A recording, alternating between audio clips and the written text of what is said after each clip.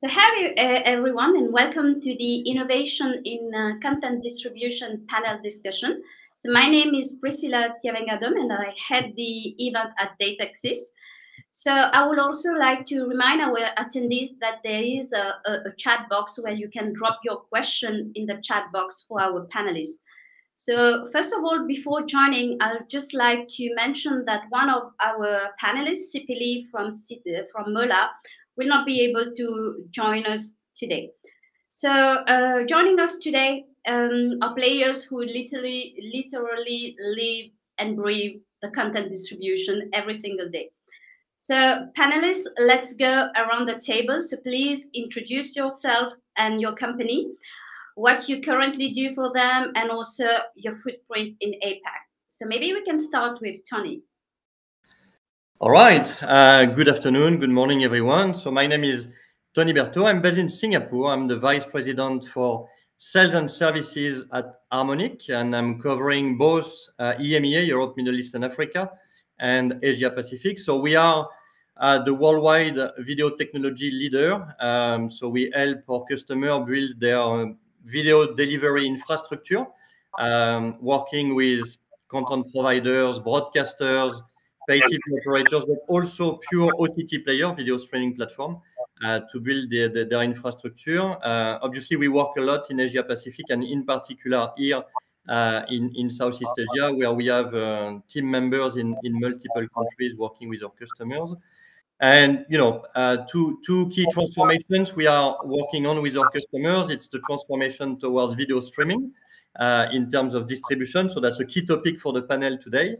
And also helping our customers to move their infrastructure more towards the cloud to gain agility and efficiency and scalability. And I think we will be discussing about that also today during the panel. So thanks a lot for inviting me for the panel. Very pleased to be with all of you today. Thank you very much, Tony. So Ronan, a brief introduction. Hello, good afternoon or good morning. My name is Ronan. I am based out of the Philippines. I work for a company that has been in the content and talent development industry for the past 55 years, known as Viva Communications Inc. Viva Max is the expression of our talent and content development business over video on demand streaming. We launched about just over 15 months ago, and during the height of the pandemic, simply to be able to continue the business of movie and television production and to continue the employment of our 400 plus artists. So we're happy to be here with you guys. Again, our point of view is content and not technology. And I hope we can be of service to you in this next few minutes. Thank you very much. Thank you very much, Ronan. So Harini. Hi, everyone. I'm Harini Gopalakrishnan. I'm the CFO of Galaxy Play and Galaxy Group in Vietnam. Galaxy Play is the #1 SVOD platform in Vietnam. We're the pioneer in this space in Vietnam, so we've been around since 2016 and have over 10 million registered users today. At Galaxy, I focus on helping drive and accelerate growth in the business, something we're seeing significant movement on over the last 2 years. I'm looking forward to discussing trends with this really diverse panel. Thank you very much, Harini. So Damiano, a brief overview of Myanmar and your core responsibility. Yeah, so hello everyone, good morning, good afternoon. Nice to meet you all. Thank you for the invite. So I'm the manager of the channels and content for the Canal Plus group, especially for Canal Plus Myanmar. So we've got, let's say, a footprint in Myanmar, but also, of course, I'm part of the Canal Plus International board, let's say, and we've got and the Canal Plus group, and we've got a footprint in Myanmar and in Vietnam. And I'm specific working on all the channels, all the content for Canal Plus in Myanmar. So I'm more, as Ronan said, on content than on technology, but we need both to go forward anyway. There's no issue regarding this. Thank you very much. Thank you very much, all of you. So let us now dive into this session topic, where we'll have a look at what we actually mean by innovation in content distribution. So we have seen that there are three main pillars that allow us to decode the current and imminent changes that the TV industry is subjected to, ranging from content strategies to distribution channel. One of the key focus remain, I would say, customer-centric, ensuring user satisfaction with relevant content selection, easy to navigate UI, and on-spot recommendations. So one thing I wanted to start with is to have the point of view of everyone about the state of the market. So maybe we can open the discussion with Tony. So is linear TV dead? And if not, then what is the future of linear TV? I know it's a question that Tony wants to address first. Yeah, well, I mean, I think it's of course a very interesting question, and I get this question from a lot of our customers, partners, but also my friends. So I think it's interesting for everyone, to a very wide audience. So my view is pretty clear about that. No, linear television is definitely not dead, but it's a service that will have to evolve over the years. That's for sure. But maybe first, let me explain to you why I'm saying that linear television is not dead. You can look at the numbers. Worldwide, consumer audience are spending about 3 hours per day watching linear television. So it's still very central to the business today, obviously. And why is that? I mean, three main reasons from my point of view. Number one, it's the lean back experience. It's, you know, you go back home and you switch on your TV or your iPad and you just enjoying the lean back experience. Second point, it's a curated experience. When you switch on a particular TV, whether it's a sports channel, a news channel, or a general entertainment channel, you know what to expect. So it's basically curated to your expectation. And the third point, and I think from my point of view, it's the main pillar. It's the most important point with linear television, is that a lot of the linear channels are actually offering original programming or exclusive content. It can be a live show that you will find only on this particular channel, or it can be a live sports event. So definitely, because of these 3 points, I believe linear TV remains central to the media industry. But at the same time, I think it's very important to insist that the audience requirement is evolving. I mean, we are in a very dynamic market. Consumers want more interactivity, and they also want more personalization. So for me, the future of linear television, it's in that direction. More interactivity, which means basically connecting the lean back experience you have with linear television with the lean forward experience that you get with video on demand, replay, catch up. So really making the bridge between what you experience on linear television and what you experience on the let's say interactive services globally. And the second point is the personalization. So strong request from the market for content personalization.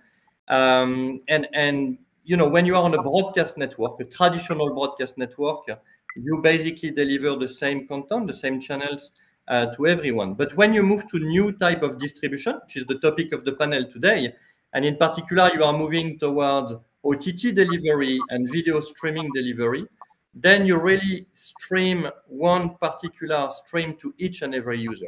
And this is enabling the personalization. So basically, thanks to video streaming, you have the possibility to customize each and every channel to target at a particular region, a particular group of users, or a particular, even a specific user. So for me, you know, to answer your question, linear television is not dead, and I think it will evolve towards more interaction and more personalization of the content. Thank you very much, Tony. Maybe we can move to Ronan about his point of view of the state of the market. Well, as to the issue at hand, our view as content owners and producers is that the enjoyment of entertainment is dependent on occasion, and that occasion will dictate the location of the viewing. First point, linear TV is not dead.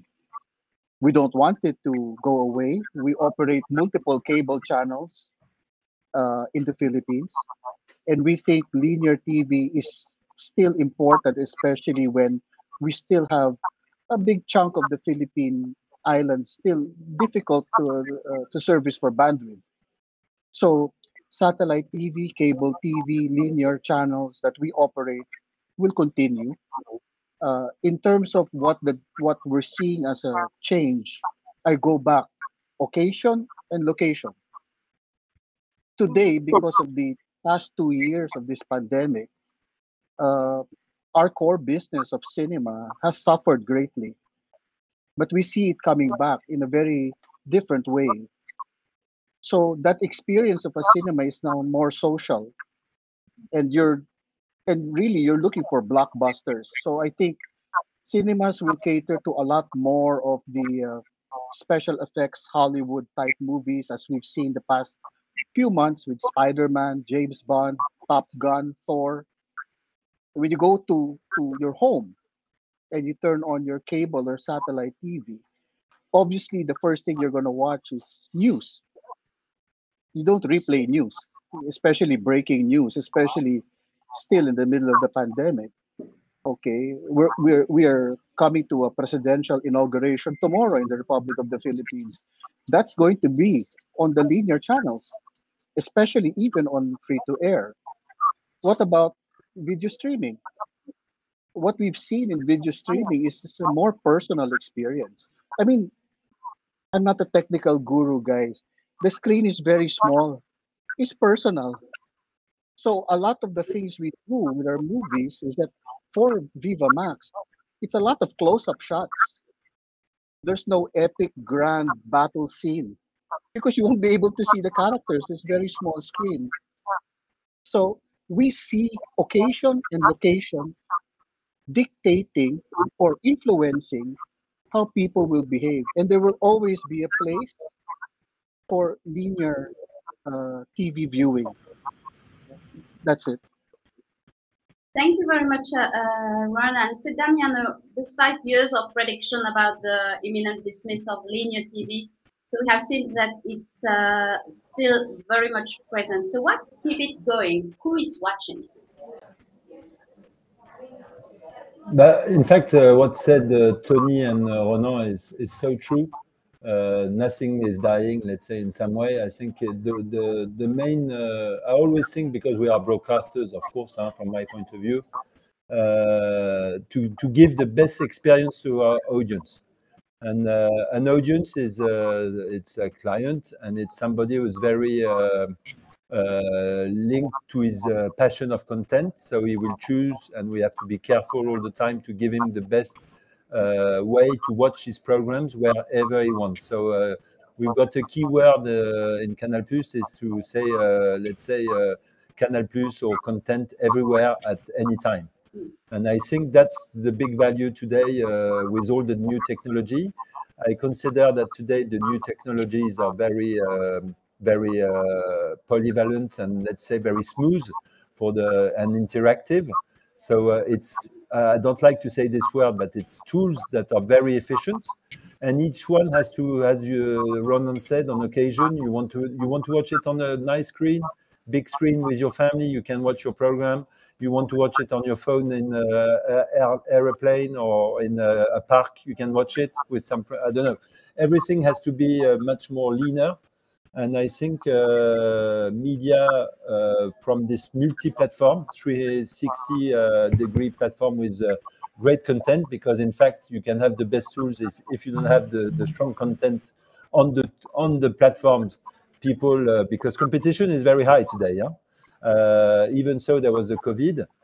I can say that competitors are there everywhere, and people are very looking for always new content everywhere on any platform. So it's very exciting for all of us, I think, to give the best experience all the time. So no, the linear TV is not dying, but we would die if we were not playing the 360 point of view on all different platforms. So I consider that it has to be a full 100% experience on all platforms.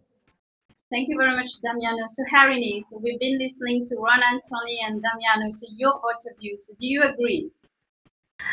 I do agree that I'm not saying linear TV is dying. I do think linear TV and on demand is going to coexist for many years to come. But at Galaxy Play, we don't have any linear offering. We are completely on demand OTT platform. So we've chosen to bet on consumption shifting, the consumption mix continuing to shift from linear to VOD. We see that shift happening. So I think just the balance is changing. And I think the COVID adoption has kind of accelerated that shift, and that will continue. So we bet very early, in fact, on VOD. So we started with VOD in 2016, and we've stuck to that. So maybe at that point we were too early to the market. But today, the adoption and the number of users on our platform and the kind of consumption, we believe that's really here to stay. And that's going to continue to keep becoming a more important part of consumption of content across platforms. Thank you very much, Harini. So, Damiano, being the only operator, for this discussion, so tell us a bit more about the evolution of the role of operators now. So, has aggregation of channel or OTT apps and additional services has become unavoidable? Yeah. Frankly, OTT it's I don't know if it's central, but it's very, very, very important to have a good OTT attractivity.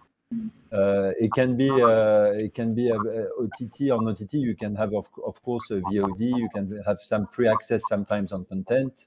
Depends on the strategy of each one, but to give the value of your OTT platform. So that's it's a very strong push from our point of view. We are very, very convinced that we have to push it more. But as Harini said, consumption on non-linear gives you a much bigger pressure regarding your audience, because let's say they are eating much quicker content that maybe if you were on a linear classic point of view, because of course when you've got the new content coming in, they watch it and then they switch on, and they can have different platforms. So regarding our point of view on competition, we have to be always nearly daily update on an OTT platform. And to give the value of OTT platform, I think, and that's very interesting also for all the talents, is to bring some innovation all the time on OTT platform, from the capacity of the OTT platform of watching and choosing, and to have this flexibility, adaptability of how you want to watch your programs, and what we have to push, also push notification, all this world of pushing, let's say, but also on the value you can bring to your OTT that you will never put on linear. It can be a special content for OTT around a film, around a series. It can be behind the scenes, something specific, and in the way that you must think that your consumer hasn't much time. So you have to rethink all the time your content to be able to propose them something very efficient, sharp, simple and quick, that gives you the pleasure to go and watch a series. So it can be an interview, it can be a game around the series, it can be anything that can be creative. So I think it's all this new innovation that all the new generation is really consuming daily. It's really easy for them. The real issue is to find the best way to keep them up all the time by a marketing way of pushing our content and by giving value to all these platforms. I think that is tomorrow the future of the difference between one OTT platform or another. Not only pushing new content all day long, it's also all the ecosystem inside the OTT platform.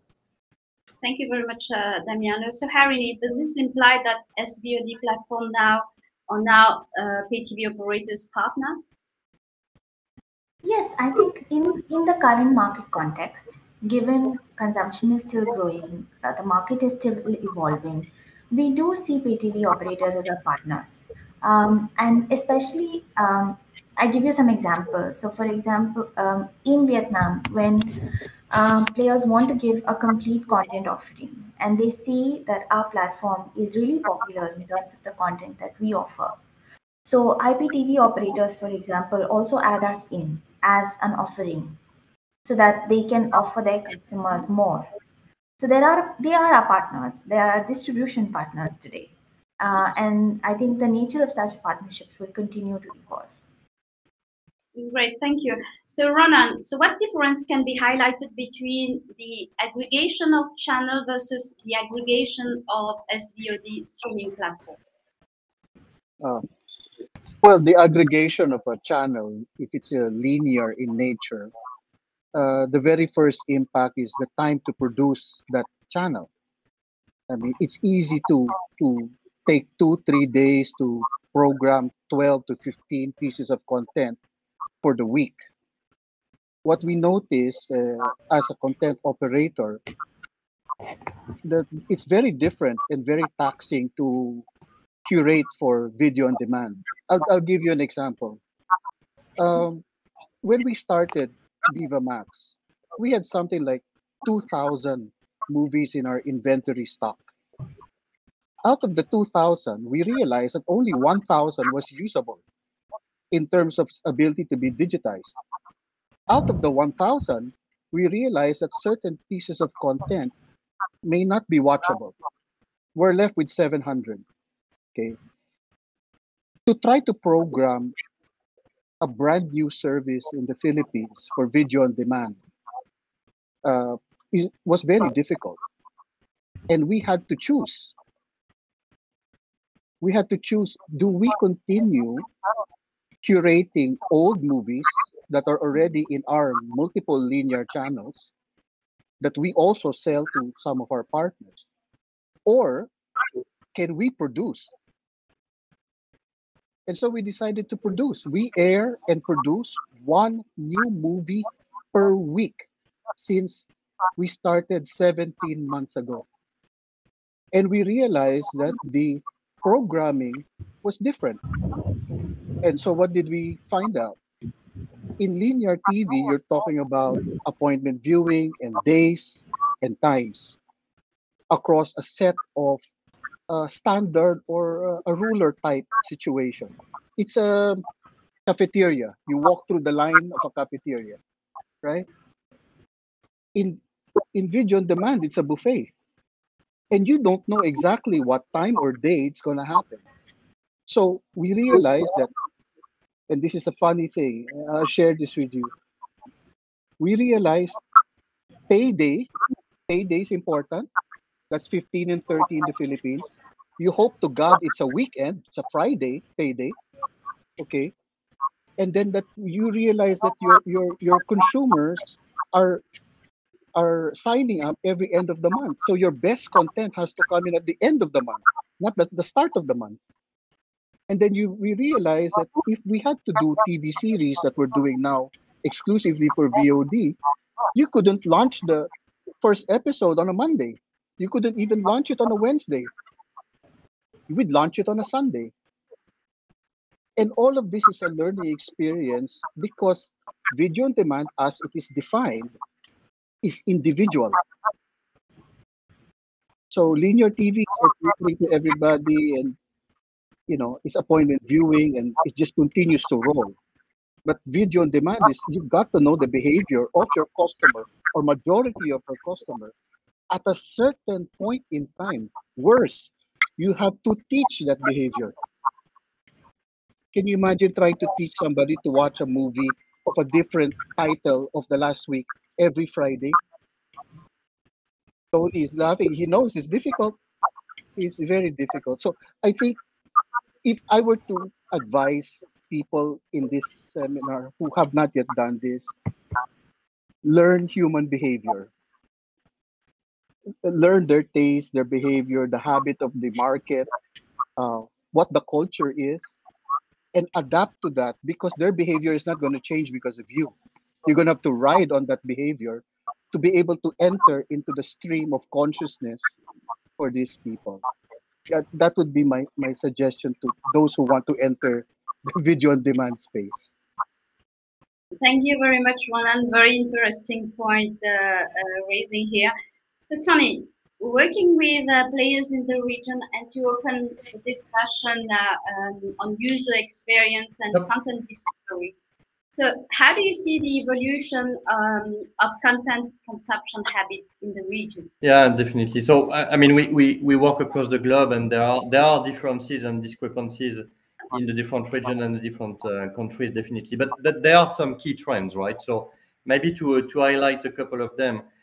To me, the first one is multi-screen, right? And multi-screen is now well established. Damiano, I've mentioned before about the strategy of Canal Plus with content anywhere, anytime, if I noticed well. And I think this is really a must today. Whether you are on a broadcast platform or on a pure OTT player, you do need to be able to offer an experience on a big screen, on a small screen, on a fixed device, on a mobile device. So that's mandatory.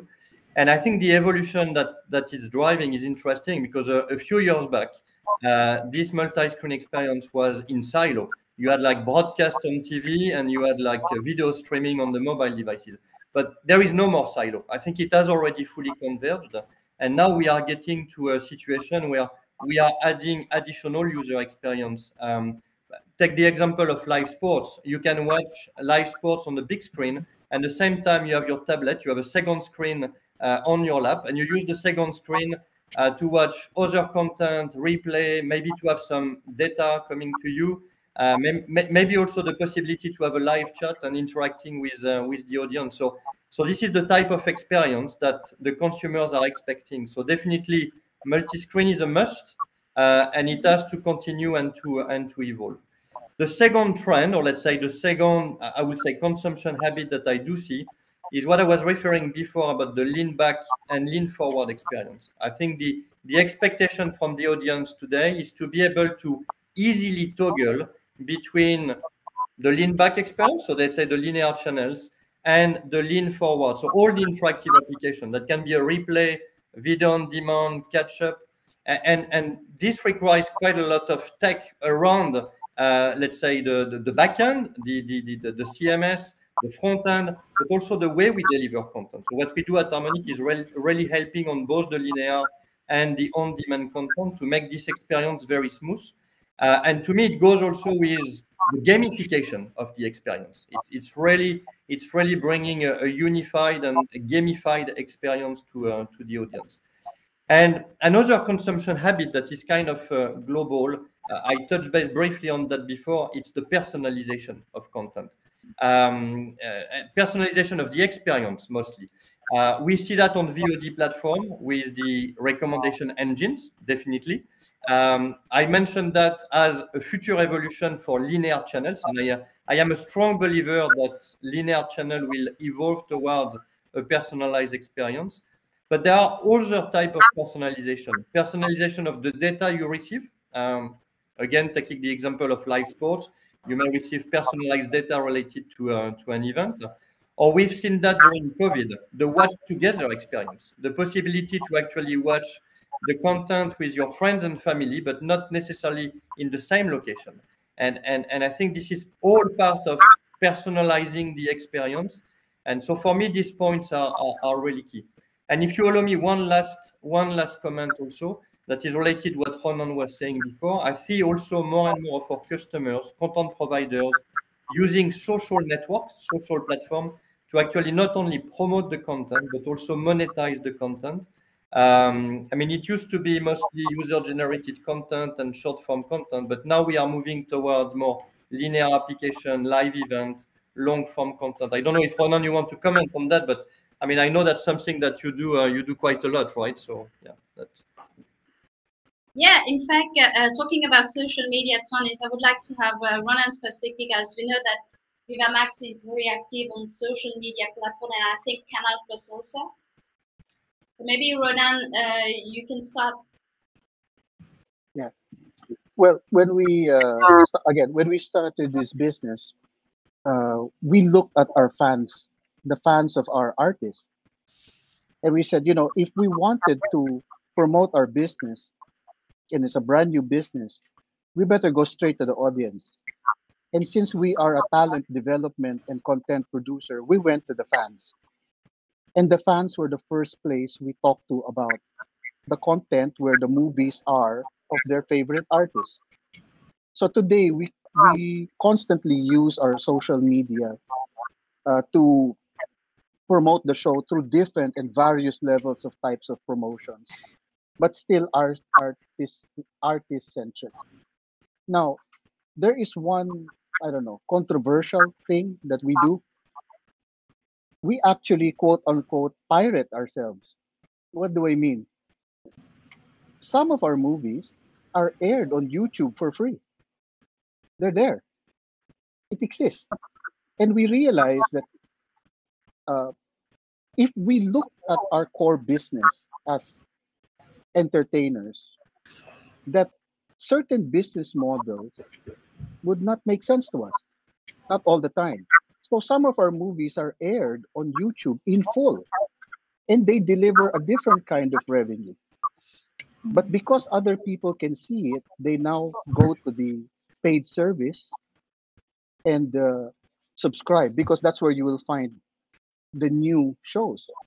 Okay, but our shall we say, social media experience is not just limited to these platforms. Okay, in relation to quote unquote distribution, we also sell our content to the big OTT players. I'll give you an example. When we started Viva Max, I could not air 15 of our top movies because the big OTT player in the country bought the rights. And we said, okay, our business is content. So part of our distribution promotion thing is actually giving some of our content to our partners. And we don't look at them as competitors, because maybe they're talking to a different market compared to what we're talking to. So we had this show. It's a Korean adaptation because Viva also has one of the largest libraries of Korean movies for Philippine use. And we adapted this Korean movie called More Than Blue. And we aired it. It was aired initially on another platform outside of ours because their market was for that kind of audience. After they aired it, it went #1 on their list. So after it expired with them, we said, hey, it was #1 on their list. Come watch it with us. So for us, social media, our partners, we don't look at other OTT people in the Philippines as competitors. In fact, we sell to them because sometimes we understand that that peculiar type of movie may not be what is initially expected by the audience on the Viva Max platform. Who are we to be selfish? Our business is making movies. So social media, working with your quote unquote competitors, giving stuff for free on other platforms, for us, that's how we're doing our distribution promotion strategy. Harini, how are analytics involved in the decision-making process at Galaxy Play? So for us, usually content is the primary focus, right? We believe you deliver the best content. That's why you're there. That's why your consumers are coming to you. So our intent is to provide the best content library for the Vietnam audience. And we use a lot of analytics to drive that, right? So we look at what is driving usage, engagement on our platform. What do users want to see at various points in time? Where do they want to consume the content? Even like Tony was mentioning, multi-device consumption is a big trend for us as well. So we use analytics to drive a lot of the content decision making, both in terms of what we buy for our platform, in terms of what we produce for our own platform, and how we deliver it. And we develop more flexible packages as well, depending on how users want to consume that content. So we would have a mobile package, for example, which is only for people on the go, versus we would have a more comprehensive package for users whom we think want to consume multi-device. So we use analytics to drive all of this decision making on our platform. Thank you very much, Harini. So, Damiano, before coming to you about that building a community around the product, so I wanted to ask Tony. So, just to go back to user experience, so how technology, so being the only technology solution provider on the session, Tony. So, how technology can contribute to improve user experience, quality of services, delivery of content, low latency in overall? So how to improve NOTT services? Yeah, definitely. Yeah. Well, I think as we said, right, the content, the way you package your service, the application, even the UI UX are super important. Obviously, that's king in the media industry. But the way also you deliver the content, you distribute the content, is definitely something that is critical. And this is how video technologies can help. It's basically taking the content from the content providers or the operators and making sure that we are delivering that through the infrastructure up to the end user with the best possible quality of experience. So you have multiple types of technologies that are used. I mean, I can highlight just a couple of them that I strongly believe are very important in terms of user experience. If you take the example of live sports streaming, which is probably the most demanding one, I think there are four things that are really important. First of all, you want to make sure that you ensure the best possible video quality. So here, the technology you need, it's the best possible video compression, relying on artificial intelligence and making sure you deliver UHD content with HDR at the lowest bitrate possible. So video quality with video compression, that's the first point. The second point that is really important, it's the latency. When you are moving to new distribution mode, especially with video streaming, if you don't optimize anything, your latency can be very long. It can be 40 seconds, 50 seconds, which is much longer than a traditional broadcast network. So the second point in terms of user experience is to adopt technologies that will allow you to have a low latency. So typically CMAF, low latency dash, low latency HLS. So that's very important. The third point that is to me very critical, again, is the personalization. We spoke about that before, and in particular for the linear channels. And here it's the same. There are a new set of technologies coming in that we call manifest manipulation. That's a complex name, but basically it's the new set of technology that will allow you to customize each and every stream before you deliver it to the end user, to really personalize your linear channels. And the third tech the fourth tech that is really important for me, it's to manage scale. Because when you are dealing with OTT delivery, video streaming, and especially for live sports, for big events, it's sometimes very difficult to forecast how many millions of viewers you will have at the same time. So you need to be able to select an infrastructure that will allow you to scale. And here the recommendation that we make usually for this live event, especially for sports, is to go in a public cloud, because like that you will be able to be agile, you will be able to scale up and accommodate the needs that you need. So I would say these are the four really key technologies that are important: the video compression, the low latency, the manifest manipulation for personalization, and using public cloud to be able to scale your platform. These are really very important to ensure a good user experience. Thank you very much, Tony. So Damiano, so coming back to customer loyalty, building brand awareness, and overcoming the challenge of trend. So we have seen that Ronan talk about social media promotion that Viva Max is doing. So how at Canal Plus, so what are you using in the platform or the type of interest that you have built, community around your product and also to overcome the challenge? Yeah. Your question is very clear. So different subjects that has been shared just now from everyone, which were very interesting.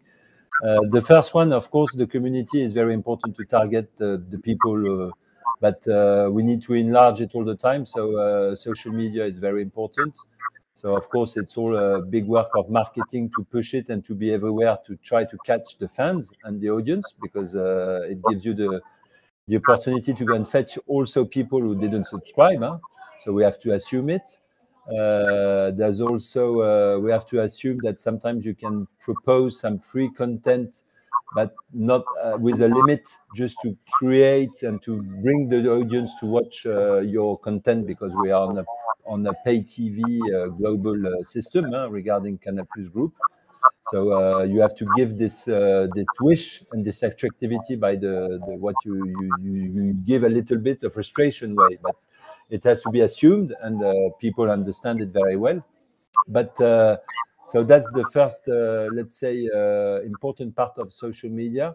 The second part, I think the word piracy was shared, and it's a very key problem, very big problem in everywhere in the world. Huh? It's not only Asia, it's everywhere in the world. But people must understand, and I think it's a work of all of us, that it's true, we are doing a business, but to be able to create content and to invest in content, you can't have people who just take away your content like this and don't give any money back to even the talents and the production and all the industry, because less and less, more and more people will play on piracy, less and less content you will be able to invest in, because there's no value then.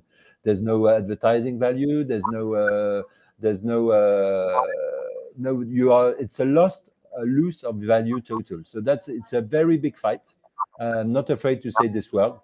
We have to push all together on all our territories against piracy, because piracy is killing.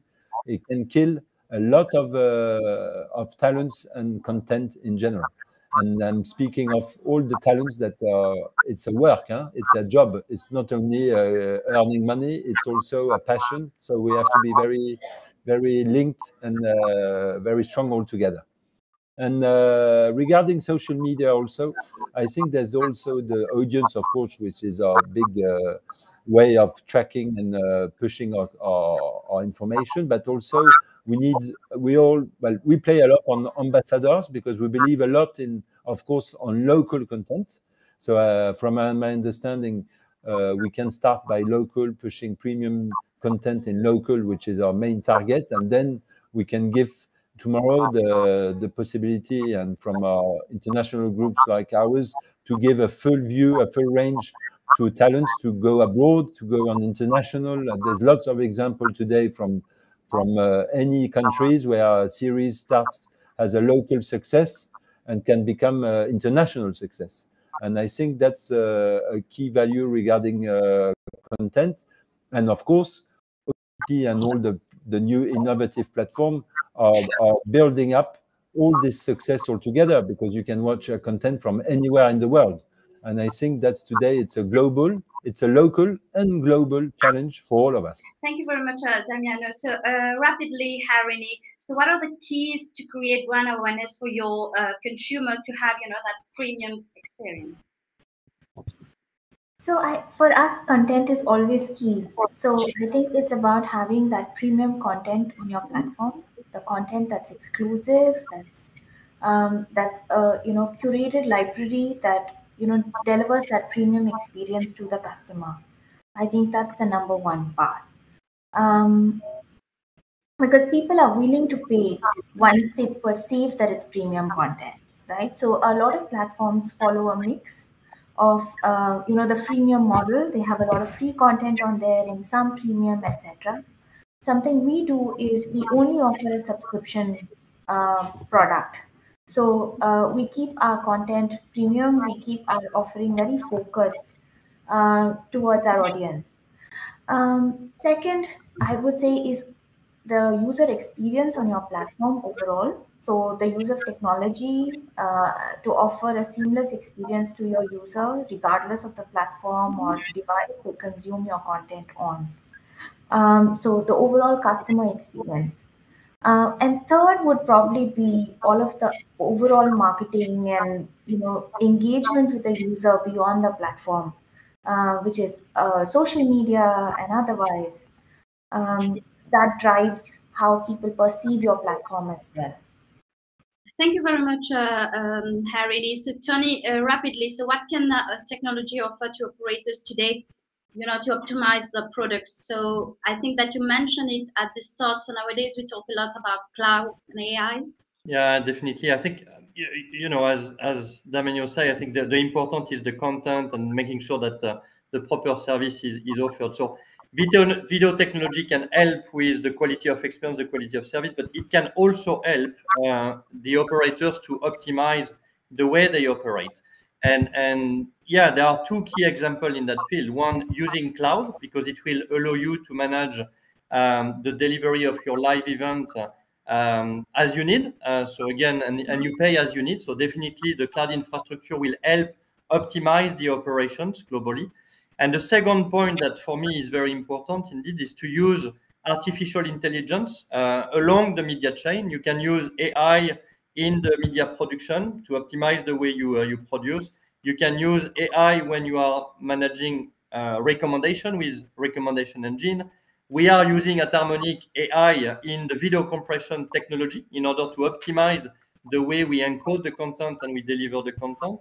And you can even use AI to actually create highlights of content. If you are looking at, watching a football game, AI will help you to create automatically highlights of this content. So when you look at, the cloud on one side or the AI on the other side, what it does is basically it's technology that will help operators to really focus on what matters, which is basically the content, the product, the branding of the product, the management of the subscribers or the audience, generally speaking, and let the video technology help with the operations and optimize the operations. So that's really the way we see video technology as a way to basically liberate the content providers and the operators so they can really focus their time and energy on what matters and on value creation.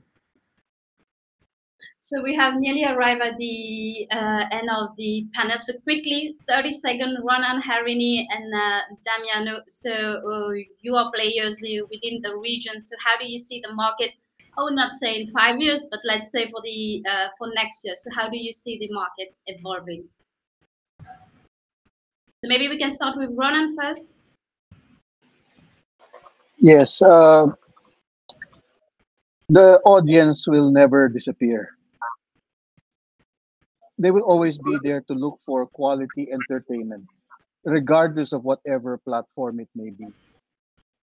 If you can focus on that, to that audience and the service you give to the audience, then issues about business models, platforms can answer itself.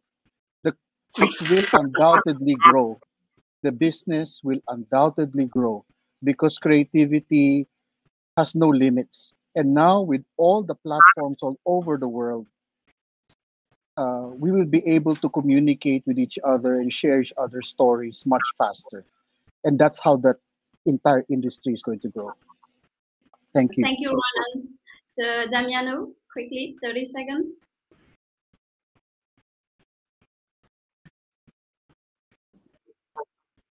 Future is content, because you can create any solution which is the wish of everyone, but without any content. But of course, without any solution technology, we need both.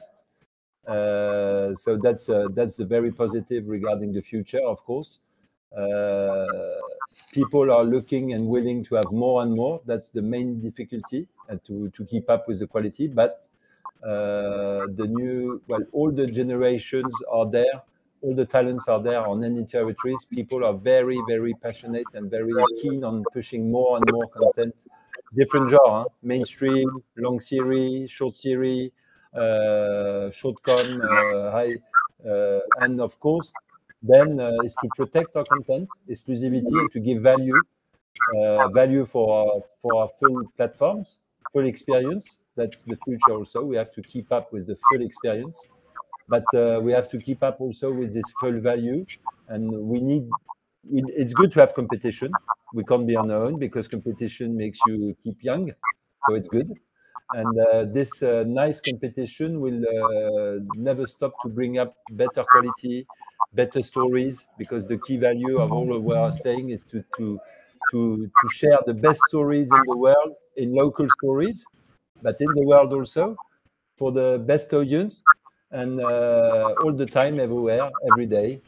What can I say more? I think we're in the right place. Thank you, Damiano. So, Harini, quickly. I agree with Ronan and Damiano that content is always the key. It's the core of everything we do. But speaking for Vietnam, I would say there's also such a thing as a market evolution and a timing for the market. And I see what we see now is we're just on the cusp of immense growth. And in terms of market timing, I believe it's really now, in the next 2 to 3 years, that this market is really going to expand. So very excited to be in the market at that time and participate in that growth. Thank you very much. Well, we are out of time, so I would love to keep going with you. But thank you for making this time today to come and share your thought and insight about innovation in content distribution. So thank you very much. And hopefully we'll meet in person next year. Yes. Thank you very much. Thank you, everyone. Thank you. It was a pleasure. Thank you all. Thank you. Thank you. Take care. Keep in touch. Thank you for all.